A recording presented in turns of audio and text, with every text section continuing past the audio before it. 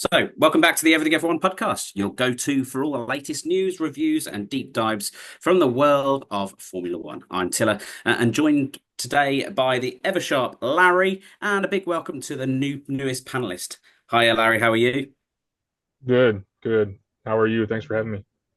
Yeah, and I'm fine, thank you. Just want to do a quick review today because we haven't got the time this week for some reason, but we're trying to squeeze it in. But it's good to actually have meet you face to face over this podcast today.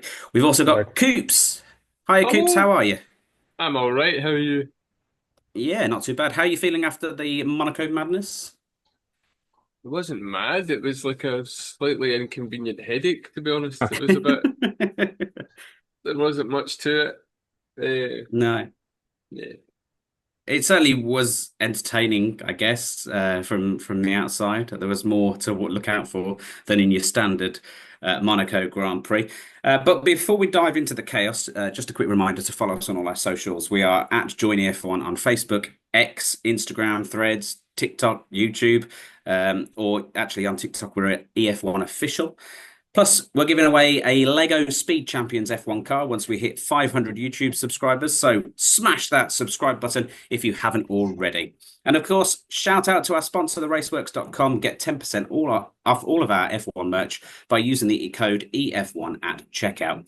So let's start with the opening laps then. Lando locked up into Santa Vot, but somehow held onto the lead. Did you think he'd thrown it away right there? Do you think that was the end of the show for Lando at that point, Coops? Or did you know that he would control it, obviously, out of that first corner? You always get that second, the split second, you see that smoke, you think, oh, Yeah. with the speed that they take to get to there, I think it was okay. But for a wee split second, you're like, oh, this could be fun because he was on the inside. He would have taken in Leclerc into the barrier.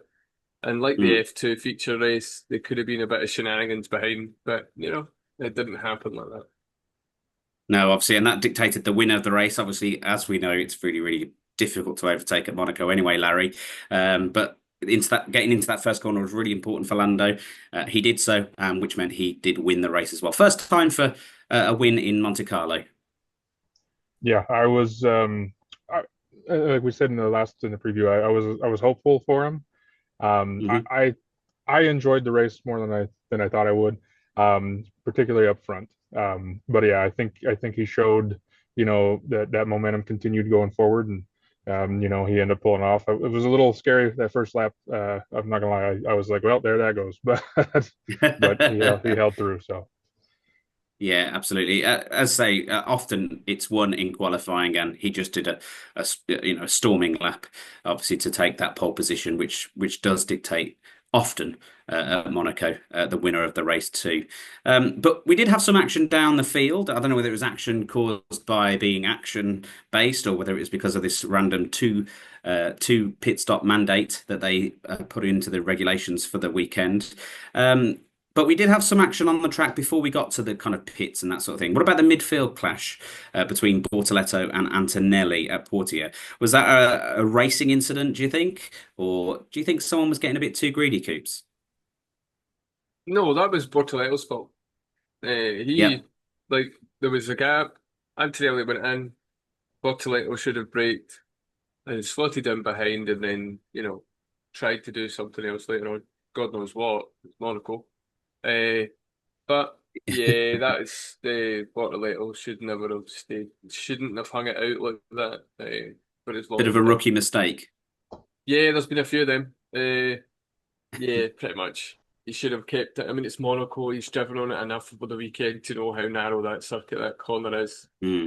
It wonder was if that's done in. just I wonder if that's just they're used to doing that on other tracks, didn't and then being a rookie didn't realize Monaco a little unforgiving. Maybe a bit of muscle memory. Just thought I'll hang it out the outside and then, oh, there's a barrier. But yeah, Yeah. I mean, he shouldn't be fighting with a Mercedes anyway. It's a Mercedes and a Sauber. Like, even Monaco. Just get on with it and, know your place and fight what you need to fight further down the line. Yeah, but it did trigger obviously the early virtual safety car, which actually was the thing that dictated quite a lot of the strategic kind of options for the other teams as well. Um, we'll get onto this two pit stop mandate then, because obviously I think it's the big talking point. Do you think it worked? What did it force too many kind of drivers to drive slow for their teammates? Do you like that? Did you not like that? What did you think overall, Coops? No, it didn't work. The mandatory pit thing, because all it did was basically do what happened, and one driver slowed the track up.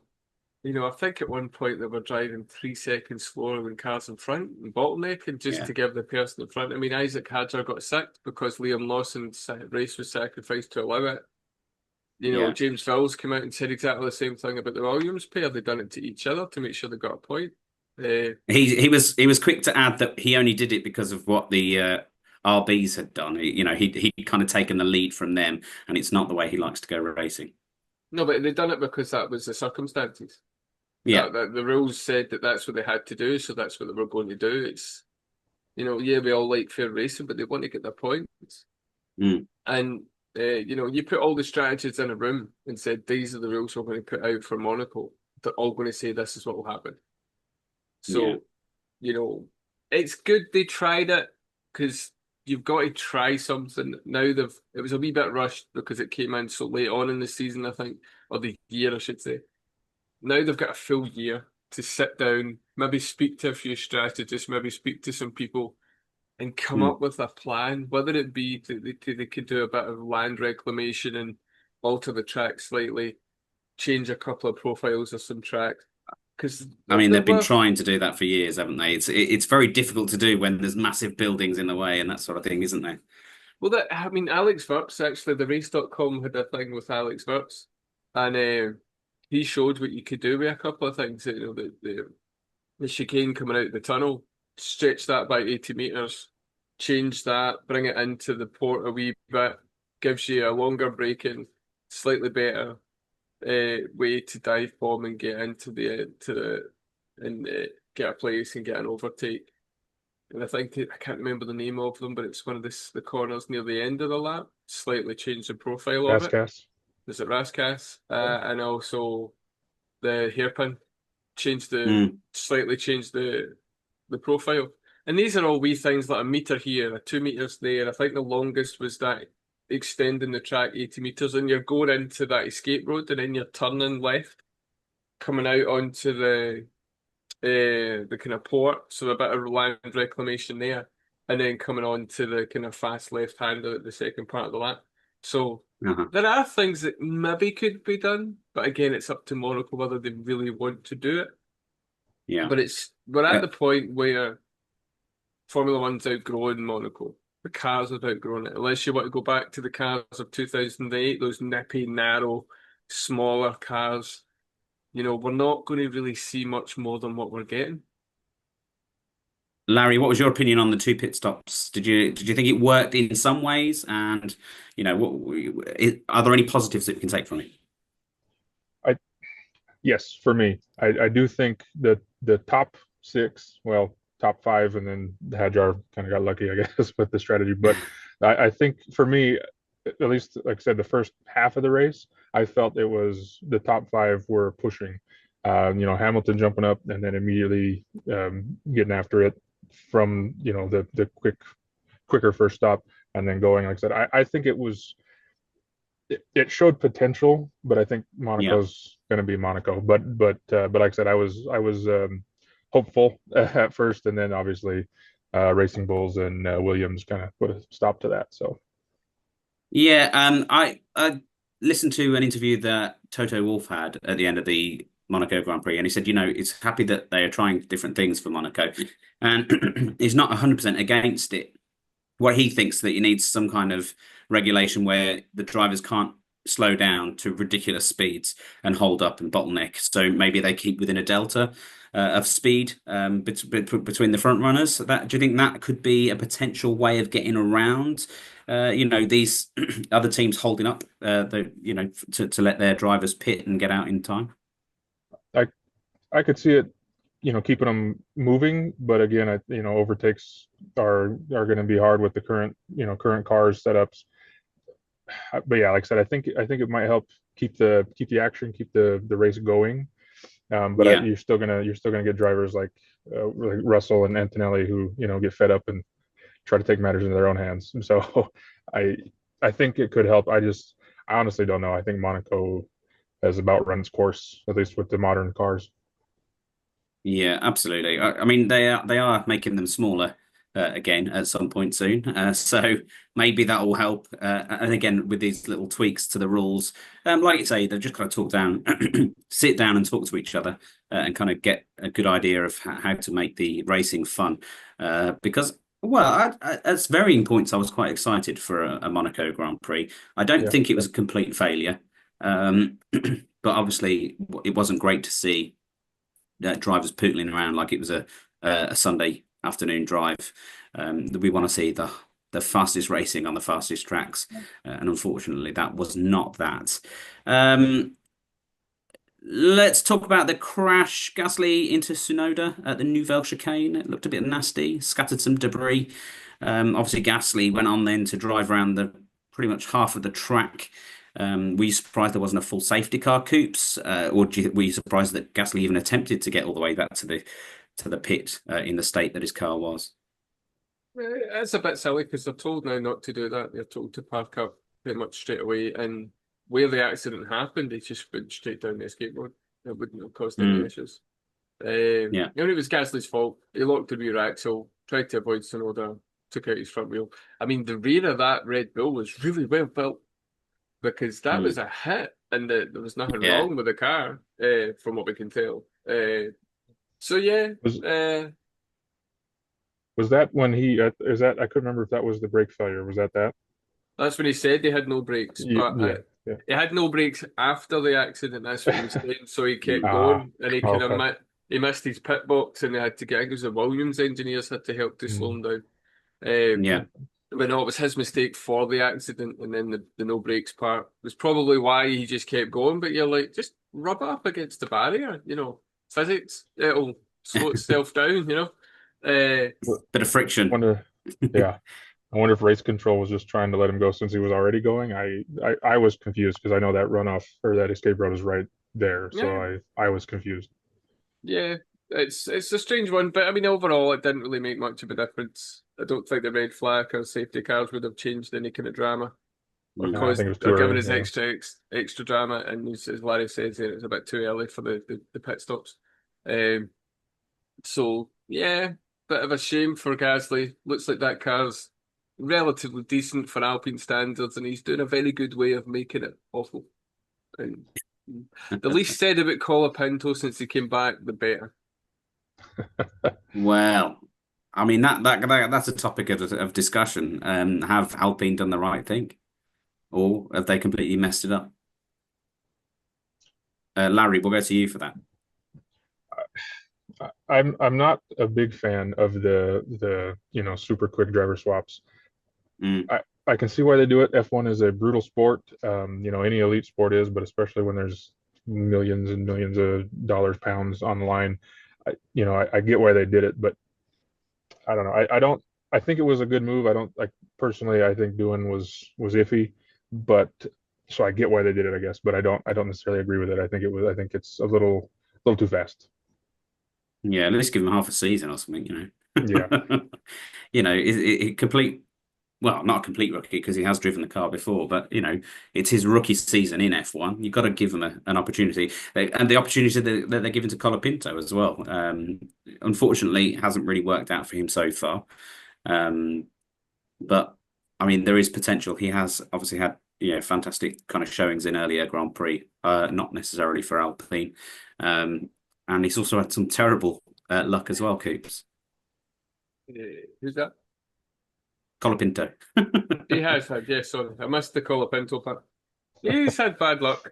But I mean, he's a rookie in Formula One, 5 races to show that you're worth it, really. I mean, it was good that Colapinto came out when he had his first race and went, yeah, five races and we're good enough. But what are they going to do at the end of 5 races? What can they possibly do? Who are they going? Are they going to put someone completely different in, or are they going to put Doohan back in? The only person they've got is Paul Aaron. If this is the road they're going down, then they've tried doing that, given Thingy 5 races. Nah, they're going to have to go to they're going to have to go to Paul Aaron. They're not going to put Doohan back in the car. They're just not. It's still going to work. It's Alpine. I know they have. I know I don't want to throw things out there, but I know they have a contract still WEC-wise with Mick. I don't know if they tried to bring him over. Oh dear! Wow. I mean, things couldn't. But again, is that worse. better? Definitely not. If you join Yeah. Colapinto and you put Doohan in a bowl, mix it up, Mick Schumacher pops out, and not in a good way. Yeah. So no, definitely not.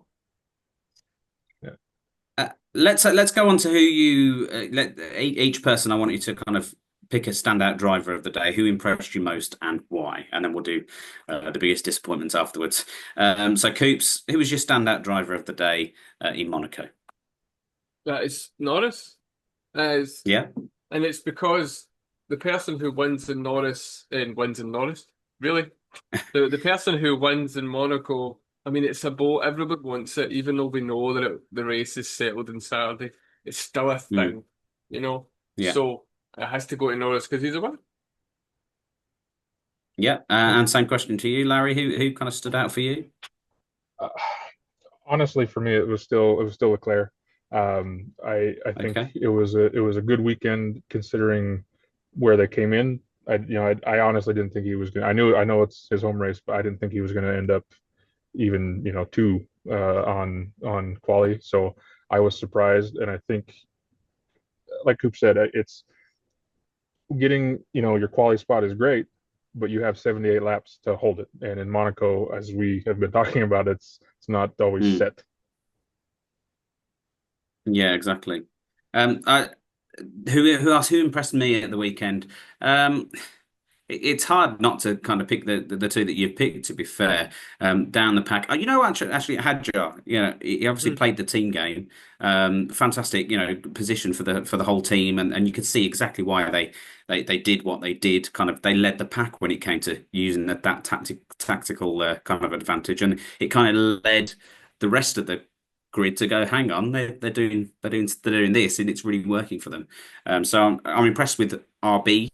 I'm impressed with Hadjar using the rules that were set for the weekend to their advantage. Obviously, it's not the way we would like to see racing. Obviously, we'd like to see proper battles and whatnot. But at the end of the day, they did what they needed to do to score maximum points. So the whole of RB, did what they needed to do to do well at the weekend. Really, who would be your biggest disappointment of the weekend, Coops? The Monaco Grand Prix. So the Grand Prix itself. The rules was like, it's an added element. Let's see what happens, and it really didn't do anything other than show that you really can't pass in Monaco, and you can be 3 seconds off the pace. The cars can't do anything behind, which is it kind of emphasised the issues. I mean, for once, I'm going to give a plus point to the FIA because they went, Monaco's a problem. We don't want it off the calendar. Let's see if we can try this. And it didn't work. I do have one other one, but I'll wait and see if anyone else picks it. Larry, let's see if it's you that picks it. I probably not, but I think for me, I think the biggest disappointment that I had was honestly Russell. With his performance the rest of the season so far, I expected him to still be up top, and I don't know if it was just the car. I don't know if it was set up the car didn't get set up right to Monaco, but yeah, I was disappointed. Yeah, it's Mercedes. They were a very strange beast at the weekend. They didn't seem to have any kind of idea on strategy. They kind of went in with, we'll wait for we'll wait for a safety car or a virtual safety car, and then deal with our strategy at that point. They didn't have a choice. There was nothing they could do. They were put in a situation with a broken car, the car that crashed, because everyone was kind of doing the slow stuff, which was like, it was Carlos Sainz in front, which done the kind of roadblock, which basically killed the strategy. The thing I was disappointed about the most was actually George Russell deciding to cut the chicane and went, I'm going to penalty, not realising that it's a drive-through penalty, not just your 10 seconds. Because they actually changed the rule for Monaco because they know he'd done it on purpose, and I think Albon and Sainz, whoever was he passed him, but yeah, they probably didn't say. But they gave him a drive It, through. it was nice. After the race, Albon took him out to a meal and paid for his meal as Yeah. by way of apology. I commented on his post actually with that picture. I said he should have gone to the drive-through. And Alex Albon actually liked my comment, so that's my claim to fame. That's He going, liked my comment. that's going in your CV, isn't it? That's going right on my LinkedIn. Yeah. But, you know, it's, Alex Albon liked my joke. Yeah. I mean, it highlights the issue we had over the weekend there for Monaco when the drivers were particularly embarrassed about what they actually did and what they had to do by just slowing right down and backing everybody up. None of those drivers want to do that. They want to race. They want to have Of course they do. You know, they want to get out there and do some stuff. You know, Max Verstappen will always be a lion in my book when he says, "No, I'd rather go at the front and just cruise around." Like, no, you would not. Don't be silly. I mean, Isaac Hadjar even said that he was bored. And he actually had to back off for a bit, do a fast lap just to keep himself, you know, concentrating because he was losing concentration. He was that bored driving around. It's just not working unless you can find a way to change the track. People are going to have to eventually admit that Monaco's just not going to be a Formula One track anymore. It's not for the close racing. It's a big business thing, isn't it? It's, you know, it's the glitzy, the glamour. It's for everything else that Formula One kind of involves. Really, it's not about the race. It's about the atmosphere. It's about the, you know, the girls on boats. It's about, you know, big amounts of money being spent on, you know, drinks and stuff like that, and the Crown Prince of Monte Carlo kind of having his kind of weekend of fun in the spotlight, I guess. It's just not about the racing. It hasn't been about the racing for years. It's about all the other things. And you know what? I think it should stay on the calendar. Personally, I know I've said, you know, it's not the most fun race of the year, of course not. But it's just all that history and all that kind of thing. I do believe there's a space on the calendar for it. But if they can make it a bit more interesting racing wise, I would appreciate it. I think it's good on the calendar for seeing them going round for qualifying as fast as they possibly can on the Saturday. Going around the streets in Monaco, I'd imagine, would be some sight. There's a colleague that I work with actually had said he went years and years ago. He said if you could go just to see how, because you can practically reach out and touch them. He's like, they're that close, they're right there.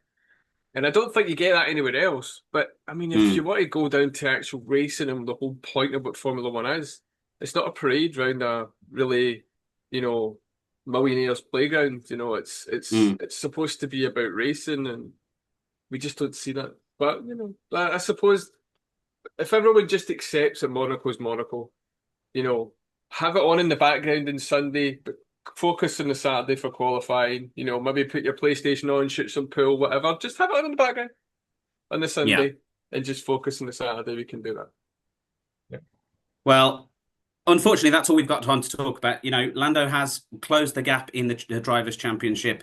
I do apologise about it being a shorter review podcast today. It's just, unfortunately, nobody had any other time this weekend. But there will be a preview podcast for the Spanish Grand Prix that we will air tomorrow. So get your eyes on YouTube and make sure you hit the subscribe button to obviously get over to there and watch that as it goes live tomorrow. Thanks very much to Coops and Larry for joining me today. And don't forget to head over to our sponsors, theraceworks.com, and use the discount code EF1 for 10% off your F1 merch and all those things F1. But thank you very much. We'll speak to you tomorrow. Someone else will speak to you tomorrow on the Spanish Grand Prix preview. Thanks very much, and we'll see you again soon. Thanks, folks.